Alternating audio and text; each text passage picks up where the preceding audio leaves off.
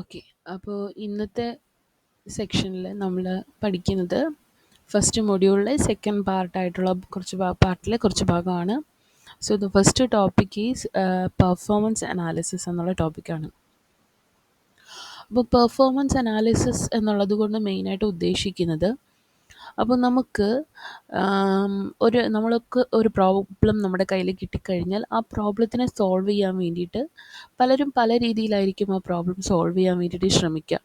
ഇപ്പോൾ നമ്മുടെ ക്ലാസ്സിൽ ഒരു 10 കുട്ടികൾ സോൾവ് ചെയ്യുന്ന 10 കുട്ടികളുണ്ടെങ്കിൽ ആ 10 പേരും ആ പ്രോബ്ലത്തിനെ സോൾവ് ചെയ്യുക 10 രീതിയിലായിരിക്കും, അല്ലേ? അതായത് നമ്മുടെ കയ്യിൽ ഒരു പ്രോബ്ലം സോൾവിങ് സ്ട്രാറ്റജി എന്ന് പറയുന്ന ഓരോരുത്തർക്കും ഓരോന്നാണ്. അപ്പോൾ ഇവിടെ നമ്മൾ പെർഫോമൻസ് അനാലിസിസ് എന്നുള്ളതുകൊണ്ട് ഉദ്ദേശിക്കുന്നത് ഒരു അൽഗോരിതം എത്രമാത്രം എഫിഷ്യൻ്റ് ആണ്, ഇപ്പം അതുപോലെ തന്നെ ഏത് ഡേറ്റ സ്ട്രക്ചർ യൂസ് ചെയ്ത് കഴിഞ്ഞാൽ നമുക്കൊരു ബെറ്റർ പെർഫോമൻസ്, ഒരു പ്രോബ്ലം സോൾവ് ചെയ്യാൻ ഒരു ഏറ്റവും ബെറ്റർ ആയിട്ടുള്ള സമയത്ത് അല്ലെങ്കിൽ ഏറ്റവും ബെറ്റർ ആയിട്ടുള്ള റിസൾട്ട് തരുന്നത് ഏത് അൽഗോരിതം ആയിരിക്കും, ഏത് ഡേറ്റ സ്ട്രക്ചർ യൂസ് ചെയ്യുമ്പോഴായിരിക്കും എന്നൊക്കെയുള്ളത് അനലൈസ് ചെയ്യുന്നതിനാണ് നമ്മൾ പെർഫോമൻസ് അനാലിസിസ് എന്നുള്ളത് കൊണ്ട് ഉദ്ദേശിക്കുന്നത്. അപ്പോൾ നമുക്ക് ഇപ്പോൾ ഒരു പ്രോബ്ലത്തിന് സോൾവ് ചെയ്യാൻ എൻ്റെ കയ്യിലൊരു 3 രീതിയിൽ എനിക്കൊരു പ്രോബ്ലം സോൾവ് ചെയ്യാൻ പറ്റും. അപ്പം പെർഫോമൻസ് അനാലിസിസിലൂടെ നമ്മൾ ഉദ്ദേശിക്കുന്നത് ഇതിലേത് അൽഗോരിതം യൂസ് ചെയ്ത് കഴിഞ്ഞാൽ ഒരു ബെറ്റർ ആയിട്ടുള്ള ഒരു റിസൾട്ട് അല്ലെങ്കിൽ ഒരു എററൊന്നും ഇല്ലാതെ ഏറ്റവും എളുപ്പത്തിൽ എനിക്ക് റിസൾട്ട് തരുന്നത് ഏത് അൽഗോരിതം യൂസ് ചെയ്താൽ കിട്ടും എന്നുള്ളത് നമുക്ക് ചെക്ക് ചെയ്യുന്നത്. സോ ഇതാണ് നമ്മൾ പെർഫോമൻസ് അനാലിസിസ് എന്നുള്ളത് കൊണ്ട് മീൻ ചെയ്യുന്നത്. അപ്പോൾ പെർഫോമൻസ് അനാലിസിസ് മെയിൻലി നമ്മൾ 2 കാര്യങ്ങളിനെ ബേസ് ചെയ്തിട്ടാണ് ചെക്ക് ചെയ്യുക. ഒന്ന് time complexity, another one is space complexity. അപ്പോൾ ടൈം കോംപ്ലക്സിറ്റി എന്ന് പറയുമ്പോൾ ആ പേരിൽ പറയുന്ന പോലെ തന്നെ ഒരു അൽഗോരിതം ആ ഒരു പ്രോബ്ലത്തിനെ സോൾവ് ചെയ്യാൻ എത്ര സമയമെടുക്കും, ഹൗ മച്ച് ടൈം, അല്ലെങ്കിൽ എത്ര നമ്പർ ഓഫ് ഓപ്പറേഷൻസിനെ എക്സിക്യൂട്ട് ചെയ്തിട്ടാണ് അത് റിസൾട്ട് ജനറേറ്റ് ചെയ്യുന്നത് എന്നുള്ളതാണ് നമ്മൾ ടൈം കോംപ്ലക്സിറ്റി എന്നുള്ളത് കൊണ്ട് ഉദ്ദേശിക്കുന്നത്. ദെൻ സ്പേസ് കോംപ്ലക്സിറ്റി എന്ന് പറയുമ്പോഴത്തേക്കും ഹൗ മച്ച് മെമ്മറി ആ ഒരു അൽഗോരിതം അതിൻ്റെ കയ്യിലുള്ള പ്രോബ്ലത്തിനെ സോൾവ് ചെയ്യാൻ എത്രമാത്രം മെമ്മറി യൂസേജ് ഉണ്ട് എന്നുള്ളതാണ് സ്പേസ് കോംപ്ലക്സിറ്റി എന്നുള്ളതുകൊണ്ട് ഉദ്ദേശിക്കുന്നത്. സോ അപ്പോൾ നമ്മുടെ ഒരു ഉദ്ദേശം എന്ന് പറഞ്ഞു കഴിഞ്ഞാൽ പെർഫോമൻസ് അനാലിസിസിലൂടെ നമ്മൾ എത്തിച്ചേരുന്ന എന്താണ്, എങ്ങനെ അൽഗോരിതം ഇൻപുട്ട് സൈസ് കൂടുന്നതനുസരിച്ചിട്ട് ഇതെങ്ങനെ ഇത് റൺ ചെയ്യും, അല്ലെങ്കിൽ ഇത് എങ്ങനെയുള്ള റിസൾട്ടായിരിക്കും, എത്ര സമയത്തിനുള്ളിൽ അല്ലെങ്കിൽ എത്ര മെമ്മറി യൂസ് ചെയ്തിട്ടായിരിക്കും ഈ അൽഗോരിതം ഒരു റിസൾട്ട് ജനറേറ്റ് ചെയ്യുക എന്നുള്ളത് വിതൗട്ട് റണ്ണിങ് ദ കോഡ്, അതായത് ആക്ച്വൽ ആ ഒരു കോഡിങ്ങിലോട്ട് പോകുന്നതിന് മുന്നേ തന്നെ നമ്മൾ അനലൈസ് ചെയ്യുന്നതാണ് പെർഫോമൻസ് അനാലിസിസിലൂടെ നമ്മൾ ഉദ്ദേശിക്കുന്നത്. ഓക്കെ. ദെൻ അപ്പം മെമ്മറി റിക്വയർമെൻറ്റ് അല്ലെങ്കിൽ സ്പേസ് കോംപ്ലക്സിറ്റി എന്താണെന്നുള്ളത് നമ്മൾ നോക്കാം. അപ്പോൾ സ്പേസ് കോംപ്ലക്സിറ്റി നമ്മൾ പറഞ്ഞതുപോലെ തന്നെ എത്രമാത്രം മെമ്മറി ആ ഒരു പ്രോബ്ലം സോൾവിങ്ങിന് വേണ്ടിയിട്ട് ഉപയോഗിക്കുന്നുണ്ട്. അപ്പം മെമ്മറി എന്ന് പറയുമ്പോഴത്തേക്കും ഏതൊരു അൽഗോരിതം നമ്മൾ കൺസിഡർ ചെയ്യുമ്പോഴും മെമ്മറി മെയിനായിട്ടും യൂസ് ചെയ്യുന്നത്, ഒന്നാമത്തത് വേരിയബിൾസിനെ നമ്മൾ യൂസ് ചെയ്യുന്നുണ്ട്. അപ്പോൾ വേരിയബിൾസിനെന്ന് പറയുമ്പോഴത്തേക്കും അതിൽ കോൺസ്റ്റൻ്റ് ആയിട്ടുള്ള വാല്യൂസ് ഉണ്ടാവും, ടെമ്പററി വാല്യൂസ് ഉണ്ടാവും. നമ്മൾ കോൺസ്റ്റൻസുകൾ വേരിയബിൾസ് യൂസ് ചെയ്യാറുണ്ട്, ദെൻ ടെമ്പററി വേരിയബിൾസും യൂസ് ചെയ്യാറുണ്ട്. അപ്പം അതാണ് കോമൺ ആയിട്ടും വേരിയബിൾ എന്നുള്ള ടേം വെച്ചിട്ട് ഉദ്ദേശിക്കുന്നത്, വേരിയബിളിൻ്റെ മെമ്മറി കൺസപ്ഷൻ എന്നതുകൊണ്ട് ഉദ്ദേശിക്കുന്നത്. Then second one is program instruction. ഓരോ ഇൻസ്ട്രക്ഷൻസ് നമ്മൾ യൂസ് ചെയ്യുന്ന ഓരോ ഇൻസ്ട്രക്ഷൻസിനും എത്രമാത്രം അതിനും ഒരു മെമ്മറി യൂസേജ് വരുന്നുണ്ട്. ദെൻ എക്സിക്യൂഷൻ, ഫൈനലി എക്സിക്യൂഷനും ഒരു മെമ്മറി യൂസേജ് വരുന്നുണ്ട്. ദെൻ അപ്പോൾ സ്പേസ് കോംപ്ലക്സിറ്റി എന്ന് പറയുമ്പോൾ the amount of memory required by an algorithm to run to completion, അതാണ് നമ്മൾ സ്പേസ് കോംപ്ലക്സിറ്റി. അതിൽ ഫിക്സഡ് പാർട്ടും ഉണ്ടാവും, വേരിയബിൾ പാർട്ടും ഉണ്ടാവും. ഫിക്സഡ് പാർട്ടിലെന്ന് പറയുമ്പോഴത്തേക്കും നമ്മളെ ഇൻപുട്ടിനെയോ ഔട്ട്പുട്ടിനെയോ ഒന്നും ബന്ധപ്പെടാതെ അല്ലെങ്കിൽ അതുമായിട്ടൊന്നും ഡിപ്പെൻഡ് ചെയ്യാത്ത കുറച്ച് ഭാഗമാണ് ഫിക്സഡ് പാർട്ട് എന്ന് പറയുന്നത്. അപ്പോൾ അതെന്ന് പറയുന്നത് ഒരു ഫിക്സഡ് ആയിട്ടുള്ള ഒരു മെമ്മറി കൺസപ്ഷൻ ആയിരിക്കും ഫിക്സഡ് പാർട്ടിൽ വരിക. ദറ്റ് ഈസ് ഇൻസ്ട്രക്ഷന് വേണ്ടിയിട്ടുള്ള മെമ്മറി, ദെൻ വേരിയബിൾസിന് വേണ്ടിയിട്ടുള്ള മെമ്മറി, ദെൻ അതുപോലെ തന്നെ കോൺസ്റ്റൻസിന് വേണ്ടിയിട്ടുള്ള മെമ്മറി. സോ അതാണ് fixed part. Then variable part എന്ന് പറയുമ്പോഴത്തേക്കും ഈ ഒരു പാർട്ടിൽ നമുക്കുള്ള സ്പേസ് എന്ന് പറയുന്നത് ഈ നമ്മുടെ ഇൻപുട്ട് അനുസരിച്ചിട്ട് ചില വേരിയബിൾസിൻ്റെ സൈസ് എന്ത് ചെയ്യും, അല്ലെങ്കിൽ മെമ്മറി കൺസപ്ഷൻ കൂടും. അപ്പോൾ അതെന്ന് പറയുന്ന ഈ വേരിയബിൾ പാർട്ടിലാണ് നമ്മൾ ഇൻക്ലൂഡ് ചെയ്യുക. അപ്പോൾ റെഫറൻസ്ഡ് വേരിയബിൾസിനെയും, ദെൻ നമ്മൾ റിക്കേഷനൊക്കെ യൂസ് ചെയ്യുന്നുണ്ടെങ്കിൽ റിക്കേഷൻ്റെ നമ്മൾ യൂസ് ചെയ്യുന്ന ഇൻപുട്ടിൻ്റെ യൂസർ കൊടുക്കുന്ന ഇൻപുട്ട് സൈസിനനുസരിച്ചിട്ട് റിക്കേഷൻ്റെ സ്റ്റാക്ക് സ്പേസൊക്കെ ഇൻക്രീസ് ചെയ്യാനും ഡിക്രീസ് ചെയ്യാനും ഒക്കെ ചാൻസ് ഉണ്ട്. സോ അതൊക്കെ നമ്മൾ വേരിയബിൾ പാർട്ടായിട്ടാണ് വരുന്നത്. സോ ഇപ്പോൾ സ്പേസ് കോംപ്ലക്സിറ്റി എന്ന് പറയുമ്പോൾ മെയിനായിട്ടും 2 പാർട്ടായിട്ടാണ് നമ്മൾ റെപ്രസെൻറ്റ് ചെയ്യുക, അല്ലെങ്കിൽ കൺസിഡർ ചെയ്യുന്നത്. മെയിനായിട്ടും 2 പാർട്ടിലേക്കാണ്, ഫിക്സഡ് പാർട്ടും വേരിയബിൾ പാർട്ടും. ഇതിൻ്റെ കാൽക്കുലേഷൻ എന്ന് പറയുമ്പോഴത്തേക്കും ദ മെമ്മറി കൺസെപ്ഷൻ അല്ലെങ്കിൽ space complexity of A problem എന്ന് പറയുന്ന, അല്ലെങ്കിൽ ഒരു അൽഗോരിതം പീസൺ അൽഗോരിതം, ദെൻ അതിൻ്റെ സ്പേസ് കോംപ്ലക്സിറ്റി എന്ന് പറയുമ്പോഴത്തേക്കും ഫിക്സഡ് സ്പേസും ദെൻ വേരിയബിൾ സ്പേസിൻ്റെയും കൂടെ മെമ്മറി കൺസെപ്ഷനെ സമപ്പ് ചെയ്യുമ്പോഴായിരിക്കും നമുക്ക് ആ സ്പേസ് കോംപ്ലക്സിറ്റി കാൽക്കുലേറ്റ് ചെയ്ത് കിട്ടുക. അപ്പോൾ നമ്മളിപ്പം ഒരു സ്പേസ് കോംപ്ലക്സിറ്റി, ഒരു പ്രോബ്ലത്തിൻ്റെ ഒരു സ്പേസ് കോംപ്ലക്സിറ്റി നോക്കുമ്പം യൂഷ്വലി നമ്മൾ ആ എത്രമാത്രം വേരിയബിൾ സ്പേസ് റിക്വയർമെൻറ്റ്സ് ഉണ്ടെന്നുള്ളത് മാത്രമായിരിക്കും നമ്മൾ നോക്കുക. ഇൻസ്ട്രക്ഷൻ സ്പേസിൻ്റെയോ അല്ലെങ്കിൽ എക്സിക്യൂഷന് വേണ്ടിയിട്ട് എടുക്കുന്നതിനെ കുറിച്ചിട്ടോ അല്ലെങ്കിൽ സ്റ്റാക്ക് സ്പേസിനെ കുറിച്ചിട്ടോ ഒന്നും നമ്മൾ വറീഡ് ആവാറില്ല. വേരിയബിളിന് എത്രമാത്രം സ്പേസ് വേണം എന്നുള്ളതാണ് നമ്മൾ മെയിനായിട്ടും ഫോക്കസ് ചെയ്യുക. So here we have an example. അപ്പോൾ ഇവിടെ ഒരു ഫങ്ഷൻ കൊടുത്തിട്ടുണ്ട്, ഒരു പ്രോഗ്രാം കൊടുത്തിട്ടുണ്ട്. അപ്പോൾ അതിൽ നമ്മൾ ഒരു 3 integer variable, 4 integer variables use ചെയ്യുന്നുണ്ട്, XYZ സം. ദെൻ ആ 3 നമ്പേഴ്സിനെ റീഡ് ചെയ്യാൻ പറയുന്നുണ്ട്. ദെൻ അതിന് സമ്മ് കണ്ടുപിടിച്ച് സമ്മിനെ പ്രിൻ്റ് ചെയ്യുന്നു. സോ അപ്പോൾ ഇവിടുത്തെ മെയിനായിട്ടുള്ള മെമ്മറി കൺസെപ്ഷൻ അല്ലെങ്കിൽ സ്പേസ് കോംപ്ലക്സിറ്റി എന്ന് പറയുമ്പം ഇവിടെ നമുക്ക് കുറച്ച് വേരിയബിൾസ് മാത്രമാണ് യൂസ് ചെയ്യുന്നത്. അപ്പോൾ ആ വേരിയബിൾസ് XYZ സം. അപ്പോൾ ഓരോ വേരിയബിളിനും 1 വേർഡ് മെമ്മറി കൺസെപ്ഷൻ അല്ലെങ്കിൽ മെമ്മറി യൂസേജ് എന്ന് പറയുമ്പോൾ 1 വേർഡാണ്. സോ ടോട്ടൽ സ്പേസ് അല്ലെങ്കിൽ സ്പേസ് കോംപ്ലക്സിറ്റി എന്ന് പറയുമ്പോൾ എത്ര വരും? 4 വേർഡായിരിക്കും. ഓക്കെ, അങ്ങനെയാണെങ്കിൽ ഇതെന്ന് പറയുന്നത് സം എന്ന് പറയുന്ന ഒരു ഫങ്ഷനാണ്. അപ്പോൾ അതിൽ ഒരു അറേയാണ് യൂസ് ചെയ്യുന്നത്. അപ്പം അറേയുടെ സൈസ് എന്ന് പറയുന്ന ആ എന്നിൻ്റെ സൈസിനനുസരിച്ചിട്ടായിരിക്കും ഈ അറേയുടെ സൈസ് മാറുന്നത്. നിങ്ങൾക്കത് കാണുമ്പം, പ്രോഗ്രാം കാണുമ്പം മനസ്സിലാവും. അപ്പോൾ ഇവിടെ നമുക്കൊരു വേരിയബിൾ ഉണ്ട്, എസ് എന്ന് പറയുന്നൊരു വേരിയബിൾ ഉണ്ട്, ദെൻ ഐ എന്ന് പറയുന്നൊരു വേരിയബിൾ ഉണ്ട്, എൻ എന്ന് പറയുന്നൊരു വേരിയബിൾ ഉണ്ട്, ദെൻ എഗെയിൻ ആൻ അറേ ഉണ്ട്, an array of n numbers. So അപ്പോൾ നമ്മുടെ ടോട്ടൽ അല്ലെങ്കിൽ മെമ്മറി കൺസെപ്ഷൻ അല്ലെങ്കിൽ സ്പേസ് കോംപ്ലക്സിറ്റി എന്ന് പറയുമ്പം ഉള്ള വേരിയബിൾ n, ഐ, എസ്, ആ 3 വേരിയബിൾസിനും കൂടി 1 വേർഡ് കൂടി ചേർത്തിട്ട് 3 ആണ്. ദെൻ അറേ എ എന്ന് പറയുന്ന is array of n words ഉണ്ട്. സോ ടോട്ടൽ മെമ്മറി കൺസെപ്ഷൻ എന്ന് പറയുമ്പം n+3 വേർഡ്സ് ആയിരിക്കും. അതായത് 3 വേരിയബിൾസിനും കൂടി 3 പ്ലസ് അറേയുടെ സൈസ് എന്ന് പറയുന്നത് n ആണ് അറേയുടെ സൈസ്. സോ അപ്പം n വേർഡ്സ് ആയിരിക്കും അതിൻ്റെ മെമ്മറി കൺസെപ്ഷൻ എന്ന് പറയുന്നത്. സോ ടോട്ടൽ സ്പേസ് കോംപ്ലക്സിറ്റി എന്ന് പറയുന്നത് 3+n ആയിരിക്കും. So I have included another example here. We have an array, it's a matrix, actually a 2-dimensional array. So അപ്പം ഇവിടെ മുന്നേ കണ്ടതുപോലെ തന്നെ നമുക്ക് എസ് എന്ന് പറയുന്ന വേരിയബിൾ ഉണ്ട്, ഐ ഉണ്ട്, ജെ ഉണ്ട്, എൻ ഉണ്ട്, എം ഉണ്ട്. ഓക്കെ, അപ്പം നമ്മുടെ ഫിക്സഡ് ആയിട്ടുള്ള വേരിയബിള് എൻ, ഐ, എസ്, അവർക്കപ്പം ഓരോ വേർഡ് വീതം. അപ്പോൾ അവർക്ക് ടോട്ടൽ 3 വേർഡ്സ് വരും. ദെൻ അറേ എന്ന് പറയുന്ന ഒരു 2-dimensional അറേ ആയതുകൊണ്ട് തന്നെ അതിൻ്റെ സൈസ് എന്ന് പറയുമ്പം റോ സൈസും കോളം സൈസും കൂടെ മൾട്ടിപ്ലൈ ചെയ്യുമ്പോഴായിരിക്കും നമുക്ക് അതിൻ്റെ സൈസ് കിട്ടുക, അല്ലെങ്കിൽ ടോട്ടൽ വേർഡ്സിൻ്റെ അളവ് കിട്ടുക.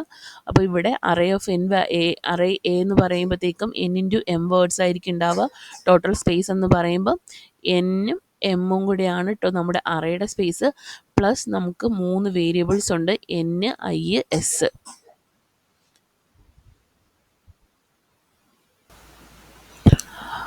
ഓക്കെ, അപ്പോൾ നമുക്ക് അടുത്ത ടോപ്പിക്കിലേക്ക് പോകാം. Next is time complexity. അപ്പോൾ സ്പേസ് കോംപ്ലക്സിറ്റി എന്ന് പറയുമ്പോൾ ഒരു പ്രോഗ്രാം എത്രമാത്രം സ്പേസ് കൺസ്യൂം ചെയ്യുന്നു എന്നുള്ളതാണ് വെച്ചിട്ടാണെങ്കിൽ, ടൈം കോംപ്ലക്സിറ്റി എത്രമാത്രം ടൈം എടുത്തിട്ടായിരിക്കും ആ ഒരു പ്രോഗ്രാം അതിൻ്റെ കംപ്ലീഷനിലേക്ക് എത്തുക. അപ്പോൾ നമ്മളൊരു അൽഗോരിതത്തിനെയാണ് നമ്മളിവിടെ ഫോക്കസ് ചെയ്യുന്നത്. അതുകൊണ്ട് തന്നെ ഈ ഒരു അൽഗോരിതം അതിൻ്റെ ബിഗിൻ ചെയ്തു അതിൻ്റെ ഒരു കംപ്ലീഷനിലേക്ക് എത്തുമ്പോൾ എത്രമാത്രം സമയം എടുക്കും എന്നുള്ളത് വെച്ചിട്ടാണ്. സോ ഇതിനു വേണ്ടി നമ്മൾ ഉപയോഗിക്കുന്നത് ആ ഒരു അൽഗോരിതത്തിൽ എത്രമാത്രം എലമെൻ്ററി ഓപ്പറേഷൻസ് ഉണ്ടോ ആ ഓപ്പറേഷൻസിനെ കൗണ്ട് ചെയ്തിട്ടാണ്. So time complexity measures the amount of time of an algorithm takes to complete. എത്രമാത്രം സമയമെടുക്കും. അപ്പോൾ നമ്മൾ ഈ ഒരു ടൈം കോംപ്ലക്സിറ്റി യൂഷ്വലി റെപ്രസെൻറ്റ് ചെയ്യുക as a function of input size n. അതായത് ഇൻപുട്ട് സൈസ് കൂടുന്നതനുസരിച്ചിട്ട് എങ്ങനെ അതിൻ്റെ ടൈം വേരി ചെയ്യുന്നു. സോ അതിനു വേണ്ടി നമ്മൾ യൂഷ്വലി യൂസ് ചെയ്യുന്നത് ബിഗ് O നൊട്ടേഷനാണ്. സോ അതിനെക്കുറിച്ച് ഡീറ്റെയിൽ ആയിട്ട് നിങ്ങൾ അടുത്ത ടോപ്പിക്കിൽ പഠിക്കും, അസിംപ്റ്റോട്ടിക് നൊട്ടേഷൻ. സോ അപ്പം അതിനെക്കുറിച്ച് ഇപ്പോൾ ബോധേഡാവേണ്ട കാര്യമില്ല, നമുക്കതിന് നെക്സ്റ്റ് ടോപ്പിക്കിൽ പഠിക്കാം. സോ ഇത് മാത്രം ആലോചിക്കുക. ഇപ്പോൾ ടൈം കോംപ്ലക്സിറ്റി എന്ന് പറയുമ്പോൾ എമൗണ്ട് ഓഫ് ടൈം ആണ്. അപ്പോൾ നമ്മുടെ ഇൻപുട്ട് സൈസ് കൂടുന്നതനുസരിച്ചിട്ട് എങ്ങനെ നമ്മളുടെ ടൈം ചേഞ്ച് ചെയ്യുന്നു, സോ അതിന് നമ്മളൊരു ഫങ്ഷനായിട്ടായിരിക്കും റെപ്രസെൻ്റ് ചെയ്യുക. അപ്പോൾ നമുക്ക് എന്തുകൊണ്ടാണ് ഇതിൻ്റെ ആവശ്യകത എന്താണെന്ന് ചോദിച്ചു കഴിഞ്ഞാൽ, നമുക്ക് ലാർജ് ഇൻപുട്സ് കൊടുത്തു കഴിഞ്ഞാലും ഏറ്റവും എളുപ്പത്തിൽ ഔട്ട്പുട്ട് തരുന്ന അൽഗോരിതംസ് ഏതാണ് എന്നുള്ളതിനെ ഫൈൻഡ് ഔട്ട് ചെയ്യുക എന്നുള്ളതാണ് ഇതിൻ്റെ പ്രധാനപ്പെട്ട ഒരു ഉദ്ദേശം. അതായത് ഇൻപുട്ട് സൈസ് കൂടിയാലും ഇപ്പോൾ എൻ്റെ ഒരു അൽഗോരിതം ഇൻപുട്ട് സൈസ് 10ൽ എത്ര സമയത്തിനുള്ള ഒരു 10 സെക്കൻഡ്സിൽ ഫിനിഷ് ചെയ്യുന്നുണ്ട്. അങ്ങനെയാണെങ്കിൽ ഇൻപുട്ട് സൈസ് ഞാൻ 100 ആക്കി കൊടുത്തു കഴിഞ്ഞാൽ, അപ്പോൾ ഞാനൊരു 10 സെക്കൻഡാണ് എൻ്റെ ഇൻപുട്ട് സൈസ്. സോ എൻ്റെ ഔട്ട്പുട്ട് ജനറേറ്റ് ചെയ്തത് ഒരു 1 സെക്കൻഡിൽ എനിക്ക് തന്നെ, അല്ലെങ്കിൽ 1 or 5 സെക്കൻഡിൽ എനിക്ക് അതിൻ്റെ ഔട്ട്പുട്ട് കിട്ടിയെന്ന് വിചാരിക്കാം. അപ്പോൾ എൻ്റെ ഇൻപുട്ട് സൈസ് 100 ആവുകയാണെന്നുണ്ടെങ്കിൽ എനിക്ക് എത്ര സമയത്തിനുള്ളിൽ ഔട്ട്പുട്ട് കിട്ടും എന്നുള്ളതിനെ എങ്ങനെ റെപ്രസെൻ്റ് ചെയ്യും, അല്ലെങ്കിൽ അത് എത്ര വേഗം എനിക്കത് കിട്ടും, അതും ഇതേ വേഗതയിൽ തന്നെ കിട്ടാൻ ചാൻസ് ഉണ്ടോ? അപ്പോൾ ഇൻപുട്ട് സൈസ് കൂടുന്നതനുസരിച്ചിട്ട് ഔട്ട്പുട്ട് എങ്ങനെ വേരി ചെയ്യുന്നു, അത് ഡയറക്റ്റ്ലി ആണോ, ലീനിയർ ആയിട്ടാണോ, അല്ലെങ്കിൽ എക്സ്പൊണൻഷ്യലി ആണോ, അപ്പോൾ അത് നമ്മൾ ഫൈൻഡ് ഔട്ട് ചെയ്യുന്നത് ഇനി അങ്ങോട്ടുള്ള അസിംപ്റ്റോട്ടിക് നൊട്ടേഷനിൽ അതിനെക്കുറിച്ച് നമ്മൾ പഠിക്കുന്നുണ്ട്. സോ അപ്പം അതുകൊണ്ടാണ് അപ്പോൾ ഇൻപുട്ട് സൈസ് കൂടുന്നതനുസരിച്ചിട്ട് ഔട്ട്പുട്ട് എങ്ങനെ വേരി ചെയ്യുന്നു, നമുക്ക് ഫാസ്റ്റായിട്ട് റിസൾട്ട് കിട്ടുന്ന ഔട്ട്പുട്ട് ജനറേറ്റ് ചെയ്യണം, അൽഗോരിതംസ് ചൂസ് ചെയ്യണം. സോ അതുകൊണ്ട് ഇൻപുട്ട് സൈസ് കൂടുന്നതനുസരിച്ചിട്ട് പെട്ടെന്ന് ഔട്ട്പുട്ട് കിട്ടുന്ന ഏത് അൽഗോരിതം ആണ് എന്ന് കണ്ടുപിടിക്കുക. അതിന് വേണ്ടിയിട്ടാണ് നമ്മൾ ഈ ടൈം കോംപ്ലക്സിറ്റിയെ കുറിച്ചിട്ട് പഠിക്കുന്നത് തന്നെ. സോ ഇനി നമുക്ക് ഈ ടൈം കോംപ്ലക്സിറ്റി പറയുമ്പോൾ തന്നെ അവിടെ മെയിനായിട്ടും വരുന്ന മറ്റൊരു ടോപ്പിക്കാണ് ഒരു അൽഗോരിതത്തിൻ്റെ best case, worst case, average case. അപ്പോൾ ഒരു അൽഗോരിതം, ഏതൊരു അൽഗോരിതം നിങ്ങൾ കൺസിഡർ ചെയ്യുകയാണെങ്കിലും അതിൽ ഈ 3 ടൈമിനെ കുറിച്ച് നമുക്ക് റെഫർ ചെയ്യേണ്ടതായിട്ട് വരും. അപ്പോൾ ഒരു ബെസ്റ്റ് കേസ്, ആ പേര് പറയുന്ന പോലെ ബെസ്റ്റ് കേസ് എന്ന് പറയുമ്പോൾ ആ അൽഗോരിതം ഏറ്റവും മിനിമം എക്സിക്യൂഷൻ അല്ലെങ്കിൽ മിനിമം ടൈമിൽ നമ്മുടെ ഇൻറ്റൻഡഡ് റിസൾട്ട് കിട്ടുന്ന ആ ഒരു മിനിമം ടൈം, അതിനെയാണ് നമ്മൾ എന്തെന്ന് പറയുക, അൽഗോരിതത്തിൻ്റെ ബെസ്റ്റ് കേസ് എന്ന് പറയുന്നത്. സോ ബെസ്റ്റ് കേസ് എന്ന് പറയുമ്പോഴത്തേക്കും മിനിമം എക്സിക്യൂഷൻ ടൈം. അപ്പോൾ ഒരു അൽഗോരിതം നമുക്ക് റിസൾട്ട് കിട്ടണം എന്നുള്ളതാണ്. ഏതൊരു ഒരു പ്രോബ്ലം ആണെങ്കിൽ നമുക്ക് പ്രോബ്ലത്തിൻ്റെ ഔട്ട്പുട്ട് ജനറേറ്റ് ചെയ്യണം. സോ ഏറ്റവും മിനിമം ടൈമിൽ നമ്മൾ ഉദ്ദേശിക്കുന്ന റിസൾട്ട് കിട്ടുന്ന ആ ഒരു ടൈം ഏതാണോ, that is the best case of an algorithm. Then worst case എന്ന് പറയുമ്പം നമുക്ക് ഔട്ട്പുട്ട് കിട്ടി, പക്ഷേ അതിന് മാക്സിമം ടൈമാണ്, എക്സിക്യൂഷൻ ടൈമാണ് എടുത്തത്. So that is worst case. ആ പേര് ഉദ്ദേശിക്കുന്നത് പോലെ തന്നെയാണ് അതും റെഫർ ചെയ്യുക. ദെൻ ആവറേജ് കേസ് എന്ന് പറയുമ്പോഴത്തേക്കും ആവറേജ് സിറ്റുവേഷനിൽ, അതായത് നോർമൽ, അതായത് ഇൻപുട്ട് സൈസ് നമ്മുടെ ഒരു ആവറേജ് സിറ്റുവേഷൻ നിങ്ങൾ കൺസിഡർ ചെയ്യുവാണെങ്കിൽ ഇത് എത്രത്തോളം വേഗതയിലാണ് ആ ഒരു ഔട്ട്പുട്ട് ജനറേറ്റ് ചെയ്യുക, അല്ലെങ്കിൽ നമ്മൾ ഉദ്ദേശിച്ച റിസൾട്ട് നമുക്ക് കിട്ടുക എന്നുള്ളതാണ് ആവറേജ് കേസ് എന്നുള്ളതുകൊണ്ട് ഉദ്ദേശിക്കുന്നത്. സോ അപ്പോൾ ബെസ്റ്റ് കേസ് കോംപ്ലക്സിറ്റി എന്ന് പറയുമ്പോൾ നമ്മുടെ ഒരു അൽഗോരിതത്തിൻ്റെ execution time T1 of n, T2 of n, T3 of n etcetera അങ്ങനെയാണ്. സോ ഓരോ ഇൻപുട്ട് സൈസിനും അങ്ങനെയാണെങ്കിൽ ബെസ്റ്റ് കേസ് കോംപ്ലക്സിറ്റി എന്ന് പറയുമ്പം ഈ തന്നിരിക്കുന്ന സീരീസ് ഓഫ് ടൈമിൽ ഏറ്റവും മിനിമം വാല്യൂ ഏതാണോ അതാണ്, that will be the best case complexity. Okay. Then worst case complexity എന്ന് പറയുമ്പോൾ let T1 of n, T2 of n, T3 of n എന്ന് പറയുന്നത് നമ്മുടെ ഓരോ ഇൻപുട്ട് സൈസ് ചേഞ്ച് ചെയ്യുന്നതനുസരിച്ചിട്ട് അൽഗോരിതത്തിൻ്റെ എക്സിക്യൂഷൻ ടൈമാണ്. അതായത് n=1 ആകുമ്പോൾ അതിന് കിട്ടുന്ന ഒരു ടൈമിനെ നമ്മൾ T1 എന്ന് എടുത്തു. ദെൻ ഞാൻ 5 ആക്കി കൊടുത്തു. n=5 ആയപ്പോൾ നെക്സ്റ്റ് കിട്ടുന്ന ടൈമിന് ഞാൻ T2 എന്ന് എടുത്തു. സോ അങ്ങനെ ഡിഫറെൻറ്റ് ഇൻപുട്ട് ഞാൻ കൊടുത്തപ്പോൾ എനിക്ക് കിട്ടിയ എക്സിക്യൂഷൻ ടൈംസ് ആണ് T1, T2, T3, T4 etcetera. So അങ്ങനെയെങ്കിൽ വേഴ്സ്റ്റ് കേസ് കോംപ്ലക്സിറ്റി എന്ന് പറയുമ്പം എന്താണ്, അതിൻ്റെ മാക്സിമം വാല്യൂ ഏതാണോ, എക്സിക്യൂഷന് മാക്സിമം ടൈം എടുത്ത എക്സിക്യൂഷൻ ഏതാണോ, that time will be the worst case time complexity എന്ന് പറയുന്നത്. ദെൻ ആവറേജ് കേസ് കോംപ്ലക്സിറ്റി എന്ന് പറയുമ്പോൾ നമ്മൾ പറഞ്ഞു ആവറേജ് സിറ്റുവേഷനിൽ ഇത് എത്രമാത്രം സമയം എടുക്കും എന്നുള്ളതാണ്. സോ അപ്പോൾ നമ്മുടെ ഇൻപുട്ട് സൈസിന് പോസിബിൾ ഇൻപുട്ട് സൈസിന് T1 T2 എക്സെട്ര അതാണ് നമ്മുടെ execution times. And P1 P2 P3 എന്ന് പറയുന്നതാണ് നമ്മളുടെ ഈ ഇൻപുട്സിന്, അതായത് ഇന്ന ഇൻപുട്സിനുള്ള ഇത് കിട്ടാനുള്ള പ്രോബബിലിറ്റീസും ഇതാണെന്ന് നമ്മൾ വിചാരിക്കുക. സോ ആവറേജ് കേസ് കോംപ്ലക്സിറ്റി എന്ന് പറയുമ്പോഴത്തേക്കും P1 T1 plus P2 T2 plus P3 T3 അങ്ങനെയായിരിക്കും ആവറേജ് കേസ് കോംപ്ലക്സിറ്റി. അപ്പോൾ ഈ ആവറേജ് കേസ് കോംപ്ലക്സിറ്റി എന്ന് പറയുന്നത് ഓഫൻ നമ്മളത് കമ്പ്യൂട്ട് ചെയ്യുക എന്നുള്ളത് കുറച്ച് ബുദ്ധിമുട്ടാണ്. കാരണം നമ്മൾ ഓരോ ഇൻപുട്ട് സൈസിൻ്റെയും പ്രോബബിലിറ്റീസിനെ കുറിച്ചിട്ടാണ് അവിടെ റെഫർ ചെയ്യുക. അതുകൊണ്ട് തന്നെ നമ്മൾ മെയിനായിട്ട് ഫോക്കസ് ചെയ്യുക ബെസ്റ്റ് കേസും വേഴ്സ്റ്റ് കേസും ആണ്. ഓക്കെ, അപ്പോൾ ഇനി ഇവിടെ ഞാനിത് ഇൻക്ലൂഡ് ചെയ്തിരിക്കും നമ്മുടെ ലീനിയർ സെർച്ച് എന്ന് പറയുന്ന ഒരു പ്രോബ്ലം. ലീനിയർ സെർച്ചിനെ കുറിച്ചിട്ട് നിങ്ങൾ ഓൾറെഡി കേട്ടിട്ടുണ്ടാവും, ലീനിയർ സെർച്ച്. അപ്പോൾ ലീനിയർ സെർച്ചിൻ്റെ best case, worst case, average കേസിൻ്റെ ഒരു കമ്പാരിസൺ ആണ്. അപ്പോൾ ലീനിയർ സെർച്ച് എന്ന് പറയുമ്പോൾ അറിയാമല്ലോ, നമ്മുടെ കയ്യിലൊരു അറേ ഉണ്ട്. ആ അറേയിൽ നമ്മൾ സെർച്ച് ചെയ്യാൻ ഉദ്ദേശിക്കുന്ന ഒരു എലമെൻറ്റ് ഉണ്ടോ ഇല്ലയോ എന്നുള്ളത് കണ്ടുപിടിക്കുക എന്നുള്ളതാണ് ലീനിയർ സെർച്ചിൻ്റെ ഉദ്ദേശം. നമ്മുടെ അറേയിലുള്ള എലമെൻറ്റ്സ് 12, 5, 36, 2, 6, 8, 16, 17, 7 എന്നുള്ളതാണ് നമ്മുടെ array. It's an array of size 8 ആണ്. So array index starts from 0 to 7 വരെയുള്ള സൈസാണ്. സോ ബെസ്റ്റ് കേസ് എന്ന് പറയുമ്പോൾ അപ്പോൾ നമ്മുടെ ഉദ്ദേശം എന്ന് പറയുന്നത് നമുക്ക് ഒരു ഐറ്റത്തിന് വേണ്ടിയിട്ട് സെർച്ച് ചെയ്യണം, അത് കിട്ടിയോ ഉണ്ടോ ഇല്ലയോ, അത് ഈ അറേയിൽ ഉണ്ടോ ഇല്ലയോ എന്നുള്ളത് കണ്ടെത്തുക എന്നുള്ളതാണ്. അപ്പോൾ ബെസ്റ്റ് കേസ് എന്ന് പറയുമ്പോൾ അതിൽ ഏറ്റവും മിനിമം ടൈമിൽ നമ്മളുടെ റിസൾട്ട് കിട്ടണം. സോ ലീനിയർ സെർച്ചിൻ്റെ കേസിൽ ഇതെന്ന് പറയുമ്പം ബെസ്റ്റ് കേസ് എന്ന് പറയുമ്പോൾ എന്തായിരിക്കും, ഏറ്റവും മിനിമം ടൈമിൽ കിട്ടുക മീൻസ് നമ്മൾ സെർച്ച് ചെയ്യാൻ ഉദ്ദേശിച്ചത് ഈ അറേയുടെ സെർച്ചിങ് നിങ്ങൾക്ക് അറിയാമല്ലോ, സ്റ്റാർട്ട് ചെയ്ത് നമ്മുടെ ഫസ്റ്റ് ലൊക്കേഷനിൽ നിന്നായിരിക്കും. അപ്പോൾ നമുക്ക് ബെസ്റ്റ് കേസ് എന്ന് പറയുമ്പോൾ ഏറ്റവും മിനിമം ടൈമിൽ നമ്മൾ ഉദ്ദേശിച്ച റിസൾട്ട് കിട്ടണമെങ്കിൽ ദാറ്റ് സെർച്ച് അല്ലെങ്കിൽ that key value must present in the first index അല്ലേ. അപ്പോൾ നമുക്ക് ആകെ ഒരു കമ്പാരിസൻ്റെ ആവശ്യമേ വരുന്നുള്ളൂ. നമുക്ക് search for the element at A(0), array of index 0യിലാണ് നമ്മൾ സെർച്ച് ചെയ്യാൻ ഉദ്ദേശിക്കുന്ന എലമെൻ്റ് എങ്കിൽ ഏറ്റവും മിനിമം ടൈമിൽ നമുക്ക് റിസൾട്ട് കിട്ടും. So that is the best case. Linear സെർച്ചിൻ്റെ കേസിലാണ് നമ്മളിത് പറയുന്നത്.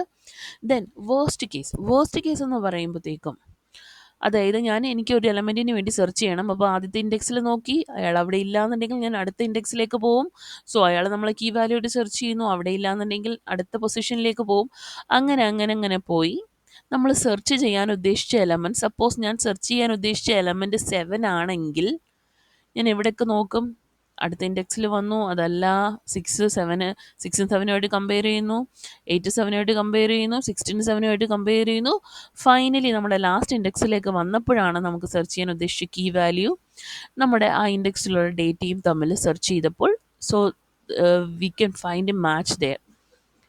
ഓക്കെ, അപ്പോൾ നമ്മൾ when we search for the element at A(7) or അല്ലെങ്കിൽ നിങ്ങൾ സെർച്ച് ചെയ്യാൻ ഉദ്ദേശിച്ച എലമെൻറ്റ് ഇവിടെ ഈ ഒരു അറേയിൽ ഇല്ല എന്നുണ്ടെങ്കിലും നമുക്ക് ചെയ്യേണ്ടി വരുന്നത് മാക്സിമം 8 കമ്പാരിസൺ ആണ്. കാരണം നമ്മുടെ അറേ ഓഫ് സൈസ് 8 ആയതുകൊണ്ട് തന്നെ നമുക്ക് കമ്പാരിസൺ നമ്പർ ഓഫ് ഓപ്പറേഷൻസ് എന്ന് പറയുമ്പോഴത്തേക്കും 8 കമ്പാരിസൺ വേണ്ടി വരും. ഇപ്പം 8ാമത്തെ ലൊക്കേഷനിൽ അതുണ്ടെങ്കിൽ നമുക്ക് പറയാം അത് ഇവിടെ ഉണ്ട്, നിങ്ങൾ സെർച്ച് ചെയ്യാൻ ഉദ്ദേശിച്ച എലമെൻറ്റ് അവിടെ പ്രസൻ്റ് ആണ്. സപ്പോസ് ഇവിടെയും ഇല്ലാത്ത ഞാൻ 30 എന്ന് പറയുന്നൊരു വാല്യൂവിന് വേണ്ടിയിട്ടാണ് സപ്പോസ് ഞാൻ സെർച്ച് ചെയ്യുന്നതെന്ന് വിചാരിക്കുക. ആദ്യത്തെ ഇൻഡെക്സിൽ വന്നു, അതല്ല, അടുത്ത ഇൻഡെക്സിൽ വന്നു, അതായത് എൻഡ് ഓഫ് ദ ലിസ്റ്റിൽ അല്ലെങ്കിൽ എൻഡ് ഓഫ് ദി അറേയിൽ എത്തിയിട്ടും നമുക്ക് ആ എലമെൻറ്റിനെ കണ്ടെത്താൻ പറ്റിയില്ല. സോ അപ്പോഴും നമ്മൾ എത്ര കമ്പാരിസൺ ഓപ്പറേഷൻസ് പെർഫോം ചെയ്തു, 8 കമ്പാരിസൺസ് പെർഫോം ചെയ്തു. സോ അതും എന്തായിട്ട് കൺസിഡർ ചെയ്യുന്നത്, this is the worst case എന്ന് പറയും. അപ്പോൾ ലീനിയർ സെർച്ചിൻ്റെ വേഴ്സ്റ്റ് കേസാണത്.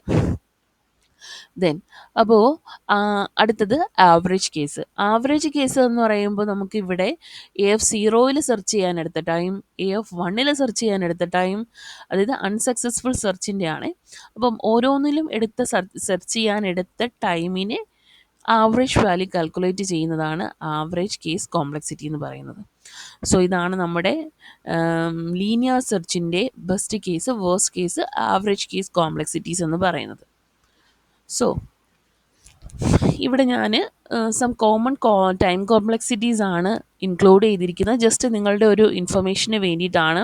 അപ്പോൾ നമുക്ക് ഞാൻ മുന്നേ പറഞ്ഞു ഇൻപുട്ട് സൈസിനനുസരിച്ചിട്ട് നിങ്ങളുടെ ഔട്ട്പുട്ട് ജനറേറ്റ് ചെയ്യാനുള്ള ടൈം അല്ലെങ്കിൽ എക്സിക്യൂഷന് വേണ്ടിയിട്ടുള്ള ടൈം എങ്ങനെ വേരി ചെയ്യുന്നു എന്നുള്ളതാണ് നമ്മൾ ടൈം കോംപ്ലക്സിറ്റിയിൽ നോക്കുന്നത്. അപ്പോൾ ഇവിടെ ഒരു എക്സാമ്പിൾ പറയുന്നത് ആക്സസിങ് ആൻ അറേ എലമെൻറ്റ്, ഒരു അറേയിലുള്ള എലമെൻറ്റിനെ ആക്സസ് ചെയ്യാൻ എടുക്കുന്ന സമയം എന്ന് പറയുന്നത് കോൺസ്റ്റൻറ്റ് ടൈം ആയിരിക്കും. കാരണം നമുക്ക് അറേയുടെ ഇൻഡെക്സ് അറിയാമെങ്കിൽ ഡയറക്റ്റ് ആ ഒരു ഇൻഡെക്സിലേക്ക് പോയിട്ട് സെർച്ച് ചെയ്താൽ മതി. അപ്പോൾ അവിടെ നമുക്ക് വേണ്ടി വരുന്ന ഓപ്പറേഷൻസിന് എടുക്കുന്ന സമയം എന്ന് പറയുന്നത് it will be A constant time ആയിരിക്കും. ഓക്കെ, ഇപ്പോൾ നിങ്ങൾ ലീനിയർ സെർച്ചിൻ്റെ സമയം കണ്ടു. ലീനിയർ സെർച്ചിൻ്റെ സമയം എന്ന് പറയുമ്പം ഓർഡർ ഓഫ് എൻ ആയിരിക്കും. ട്രാവേഴ്സിങ് ആൻ അറേ, ഒരു അറേ ഫുള്ള് ട്രാവേഴ്സ് ചെയ്യാൻ എടുക്കുന്ന ടൈം ലീനിയർ ടൈം, അതായത് ഇൻപുട്ടിനനുസരിച്ചിട്ട് ലീനിയർ ആയിട്ടായിരിക്കും ടൈമും നമ്മുടെ എക്സിക്യൂഷൻ ടൈമും വരുന്നത്. ദെൻ ബൈനറി സെർച്ച് നിങ്ങൾ പഠിച്ചിട്ടുണ്ടോ എന്നറിയില്ല, പഠിച്ചിട്ടില്ല. അപ്പോൾ ബൈനറി സെർച്ചിനെ കുറിച്ച് നമുക്ക് പഠിക്കാം. ബൈനറി സെർച്ചിൽ ഓർഡർ ഓഫ് ലോഗൻ ആണ്, അതായത് എൻ എന്ന് പറയുന്ന ഇൻപുട്ട് ആണെന്നുണ്ടെങ്കിൽ ഔട്ട്പുട്ട് ജനറേറ്റ് ചെയ്യുന്ന അല്ലെങ്കിൽ എക്സിക്യൂഷൻ ടൈം വേരി ചെയ്യുന്നത് ലോഗൻ ടൈമിലായിരിക്കും. അതായത് ഇൻപുട്ടിന് ലോഗരിതമിക് ആയിട്ടായിരിക്കും ഔട്ട്പുട്ട് വർക്ക് ചെയ്യുക. ദെൻ മെർജ് സോർട്ട് ഹിപ്പ് സോർട്ടിനൊക്കെ linear arithmetic time, that is order of n log n എന്ന് പറയുന്ന ടൈം ആയിരിക്കും. ദെൻ ക്വാഡ്രാറ്റിക് ടൈം ഉണ്ട്, that is order of n square, അത് നമുക്ക് ബബിൾ സോർട്ടിനും സെലക്ഷൻ സോർട്ടിനും അങ്ങനെയാണ്. ദെൻ എക്സ്പൊണൻഷ്യൽ ടൈമിൽ വരുന്ന അൽഗോറിതംസ് ഉണ്ട്, that is order of 2 power N 3 power N അങ്ങനെയൊക്കെ വരാറുണ്ട്. അതിനൊരു എക്സാമ്പിളായിട്ട് പറയുന്നത് ടവർ ഓഫ് ഹനോയ് സോൾവ് ചെയ്യുന്ന പ്രോബ്ലമാണ്. അപ്പോൾ ഇത് ജസ്റ്റ് നിങ്ങളുടെ ഒരു ഇൻഫർമേഷന് വേണ്ടിയിട്ട് ഇത് ഇൻക്ലൂഡ് ചെയ്തു എന്നേ ഉള്ളൂ. ഇങ്ങനെയാണ് നമ്മുടെ ടൈം കോംപ്ലക്സിറ്റീസ് നോർമലി വരാറുള്ളത്. അപ്പോൾ അതിനെക്കുറിച്ച് നമ്മൾ ഇനി ഓരോരോ അൽഗോറിതംസ് പഠിക്കുമ്പോഴും അതിൻ്റെ ടൈം കോംപ്ലക്സിറ്റി കൂടി മെൻഷൻ ചെയ്ത് പോകാം. ഓക്കെ.